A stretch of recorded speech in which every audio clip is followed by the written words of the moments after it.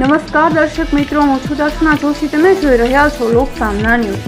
જોઈએ આજના સમાચાર બોટાદથી અમારા રિપોર્ટર વિપુલ લુહાર સાથે. બોટાદ જિલ્લા એલસીબી પોલીસ પાળિયાદ વિછા હાઈવે પર વાંગધરા ગામ નજીકથી એક ટ્રકમાંથી ઇંગ્લિશ દારૂનો મોટો જથ્થો ઝડપી પાડ્યો છે. પોલીસે કુલ ₹1,08,69,280 નો મુદ્દામાલ કબજે કરી મોટી કાર્યવાહી હાથ ધરી છે.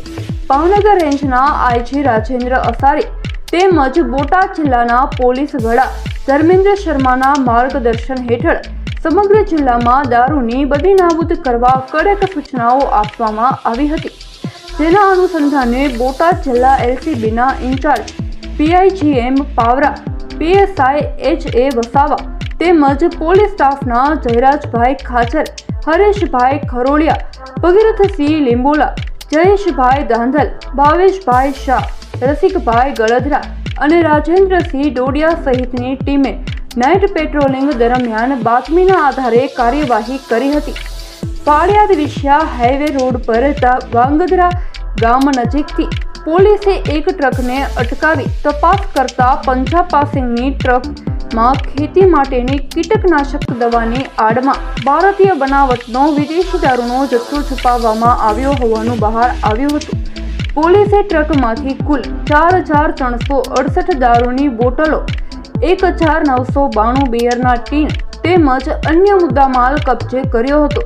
ઝડપાયેલા મુદ્દામાલમાં દારૂની બોટલોની કિંમત ₹11,35,680, બિયરના ટીન ₹2,39,040, દવાની બોટલના 722 બોક્સ ₹54,15,000, 6 મોબાઈલ ફોન ₹72,000, ટ્રક ₹30,00,000, કેટરા કાર ₹10,00,000, જીઓ કંપનીનું ડોગલ ₹1,000 તેમજ રોકડ ₹6,560 મળી કુલ ₹1,08,69,280 નો મુદ્દામાલ સામેલ છે.